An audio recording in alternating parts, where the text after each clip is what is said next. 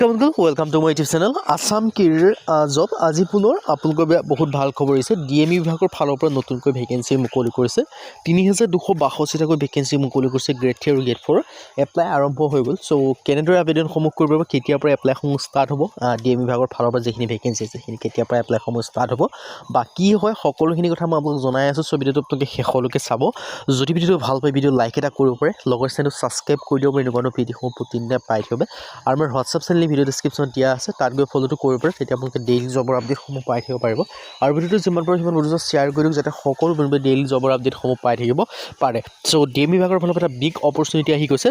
So ভিডিওটো আগবঢ়া কৰি মই আপোনালোকক জনাই দিব বিচাৰিছো যদি আপোনালোকে এডিআৰ 3.0 লগতে অসমৰ যিকোনো কম্পিটিটিভ এক্সামৰ ক্ষেত্ৰত প্ৰিপাৰেচনসমূহ কৰিছে বা এক্সামসমূহ দিম বুলি ভাবিছে তেতিয়া আপোনালোকে এতিয়াৰ পৰা ভালদৰে পঢ়া শুনা কৰিব লাগিব বা এতিয়াৰ পৰা ভালদৰে পঢ়িলে আপোনালোকে সিলেকশনসমূহ লাভ কৰিব পাৰিব তাৰ ক্ষেত্ৰত আমাৰ টিমৰ তৰফৰ এটা কোৰ্স প্ৰস্তুত কৰি উলিওৱা আছে যাৰ সহায়ত যদি আপোনালোকে ভালদৰে পঢ়ে তেতিয়া আপোনালোকে বেলেগ বুকস বা বেলেগ কোনো কোৰ্স নকৰিলেও হ'ব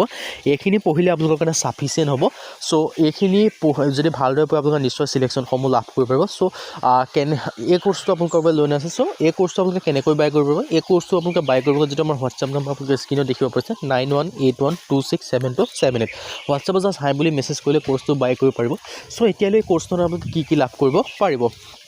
so ADR 3.0 grade 3 and grade 4 base course 2026-27 বৰ্ষৰ ক্ষেত্ৰত ইয়াত বিশেষকৈ লাভ কৰিব পাৰিব 10000 কোৱেশ্চন উইথ এনসাৰ 10000 প্ৰশ্নোত্তৰ লাভ কৰিব পাৰিব Assamese and English medium Asomiya আৰু ইংৰাজী মাধ্যম দুইটা মাধ্যমত লাভ কৰিব পাৰিব অল টপিকৰ A to Z এনালাইসিস যিমানখিনি সাবজেক্ট আছে সেই সকলোখিনি সাবজেক্টৰ যিমানখিনি টপিক আছে সেই সকলোখিনি টপিকৰ আপোনালোকে A to Z এনালাইসিস লাভ কৰিব পাৰিব তাৰ পিছত কি সাবজেক্ট লাভ কৰিব পাৰিব সোশ্যাল ষ্টাডি হওক জেনাৰেল নলেজ হওক ম্যাথমেটিক্স হওক ৰিজনিং হওক ইংলিছ গ্ৰামাৰ হওক অল সাবজেক্ট কভাৰ আছে কমপ্লিট সিলেবাস কভাৰ কৰা আছে সো এইখিনি যদি আপোনালোকে ভালদৰে পঢ়ে এই যদি আমাৰ কোৰ্সটো ভালদৰে পঢ়ে আপোনালোকৰ কাৰণে সাফিচিয়েন্ট হ'ব আৰু বেলেগ কোনো কোৰ্স বা বেলেগ কোনো বুকস নপঢ়িলেও হ'ব আৰু যেতিয়া কোৰ্সটো বাই কৰি পঢ়িব তাৰ পিছত আপোনালোকে নিজকে পৰীক্ষা কৰি চাব লাগিব সো আপোনালোকে নিজকে পৰীক্ষা কৰি চাবৰ কাৰণে এটা আপোনালোকে মক টেষ্টৰ কাৰণে 10খনকৈ টেষ্ট পেপাৰ লাভ কৰিব পাৰিব তাৰ পিছত আপোনালোকে লাভ কৰিব পাৰিব previous year question paper with answer plus আপোনালোকে যেটো কোৰ্স হয় কোৰ্সটো 2026-27 বৰ্ষৰ সিলেবাসৰ ওপৰত ডিপেন্ড কৰি বনোৱা আছে বা এক্সামৰ ওপৰত ডিপেন্ড কৰি বনোৱা হৈছে আৰু যেটো কোৰ্স হয় কোৰ্সটো আছামিজ এণ্ড ইংলিছ মিডিয়াম দুইটা ল্যাঙ্গুৱেজতে এভেইলেবল পাব সো হেতু আপোনালোকৰ কাৰণে বেষ্ট অপৰচুনিটি হয় আৰু এই কোৰ্সটো অনলি এডিআৰ বুলি নহয় অসমৰ যিকোনো কম্পিটিটিভ এক্সামৰ কাৰণে পঢ়িব পাৰিব এডিআৰ হওক আসাম পুলিচ হওক ডিএছএছ হওক ডিএমই হওক টেট ৰিক্ৰুটমেন্ট হওক সকলো ক্ষেত্ৰত পঢ়িব পাৰিব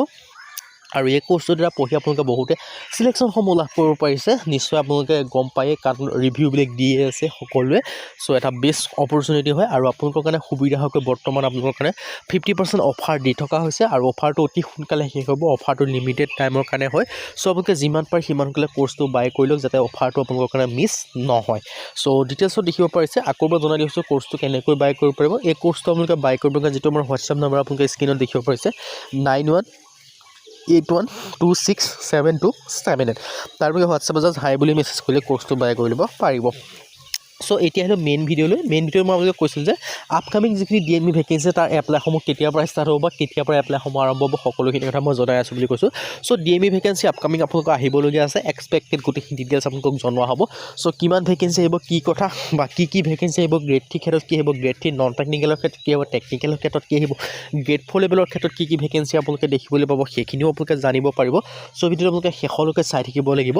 সো এক্সপেক্টেড পোষ্টৰ কথা যে ক'ব যাওঁ গ্ৰেড 3 টেকনিক্যালৰ ক্ষেত্ৰত ল্যাবৰেটৰী টেকনিচিয়ানৰ ভেকেন্সি দেখিবলৈ পাব আইসিইউ টেকনিচিয়ান দেখিব পাব ইসিজি টেকনিচিয়ানৰ ভেকেন্সি দেখিব গ্ৰেড 3 টেকনিক্যাল লেভেলৰ ভেকেন্সি ডেন্টেল টেকনিচিয়ানৰ ভেকেন্সি দেখিবলৈ পাব আৰু অডিওমেট্ৰি টেকনিচিয়ানৰ ভেকেন্সি দেখিবলৈ আৰু মিডিয়া বা ৰুট টেকনিচিয়ানৰ ভেকেন্সি দেখিবলৈ আৰু বাকিখিনি এক্সপেক্টেড গ্ৰেড 4 ক্ষেত্ৰত ৱাৰ্ড বয় হওক ৱাৰ্ড গাৰ্ল হওক আপোনালোকৰ সুইপাৰ হওক চকীদাৰ হওক কুকৰ ভেকেন্সি আপোনালোকে দেখিবলৈ পাব এনেকৈ আপোনালোকে ভালে সংখ্যক ভেকেন্সি দেখিবলৈ পাব আৰু আপোনালোকে নিশ্চয় গম পায় কিছুদিনৰ আগতে যিখিনি আপোনালোকৰ নগাঁও মেডিকেল কলেজ হওক ঘুগুনি মেডিকেল কলেজ হওক আৰু কোকৰাঝাৰ মেডিকেল কলেজ হওক এই তিনিখন মেডিকেল কলেজ মিলাই প্ৰায় 2058টাকৈ ভেকেন্সি মুকলি কৰিছিল যাৰ গ্ৰেড 3 খিনিৰ আপোনালোকে অলৰেডি এক্সামসমূহ পাতিলে বা আপোনালোকে কিছুমানৰ ক্ষেত্ৰত নিযুক্তিও দিলে বাকি যিখিনি গ্ৰেড 4 লেভেলৰ ভেকেন্সি আছিল প্ৰায় 621টামান ভেকেন্সি সেই ভেকেন্সিখিনি কিন্তু আপোনালোকে কেনসেল কৰাইলে তাৰ মেইন যিটো ৰিজন হৈছে কেনসেল কৰাই দিয়াৰ তাৰ ৰিজনটোৱে হৈছে যে নতুনকৈ এই ৰিক্ৰুটমেন্টসমূহ পাতি মানে আপোনালোকৰ সৰহসংখ্যক ভেকেন্সি একেলগে মুকলি কৰি সো নতুন ইয়াৰত মানে যেটো চৰকাৰৰ যেটো নতুন কাৰ্যকাল আহিব ন সেই নতুন কাৰ্যকালত সেই ভেকেন্সিখিনি আপোনালোকৰ আকৌ এবাৰ এডভাৰটাইজমেন্ট কৰাব আৰু চৰকাৰে মানে নতুনকৈ কৰাব বিচাৰিছে সো সেই হিচাপত যে আপোনালোকে ক'বলৈ যায় সো অতি সোনকালে মানে ধৰি লওক মাৰ্চ এপ্ৰিল মে বা চৰকাৰ গঠন হোৱা প্ৰথম মাহত নাইবা চৰকাৰ ইলেকশ্যন হোৱাৰ ঠিক আগমুহূৰ্তত এনেকুৱা সময়ত। চ' আপোনালোকৰ কাৰণে নতুন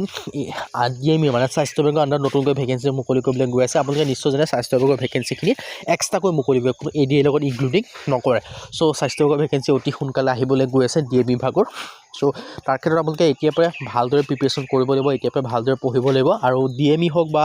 ADA হওক তাৰ চিলেবাছসমূহ অলমষ্ট চেমেই হয়। তাৰ ক্ষেত্ৰত যদি আপোনালোকে এটা এক্সামৰ কাৰণে যদি প্ৰিপেৰেশ্যন কৰে আপোনালোকৰ বাকী এক্সামটো আপোনালোকৰ 90% হৈ যায়। চ' আমাৰ দুইটা এক্সাম কভাৰ কৰা হয়, ADA হওক DME হওক আছাম পুলিচ ABF SI হওক ফৰেষ্ট হওক টেট হওক, এই সকলোখিনি কভাৰকে যিটো আমাৰ কোৰ্চ হয় সেই কোৰ্চটো আপোনালোকে বাই কৰিলে পঢ়িব পাৰে। সেই কোৰ্চতে সকলোখিনি ইনক্লুডিং আছে। চ' কোৰ্চটো বাই কৰিব কাৰণে যিটো আমাৰ হোৱাটছআপ নম্বৰ আপোনালোকে স্ক্ৰীনত দেখিব পাৰিছে 9181267278, জাষ্ট হোৱাটছআপত আপোনালোকে মেছেজ কৰিব, কোৰ্চটো আপোনালোকে বাই কৰি ল'ব পাৰিব। চ' বাকীখিনি টেষ্ট জনাই দিলোৱে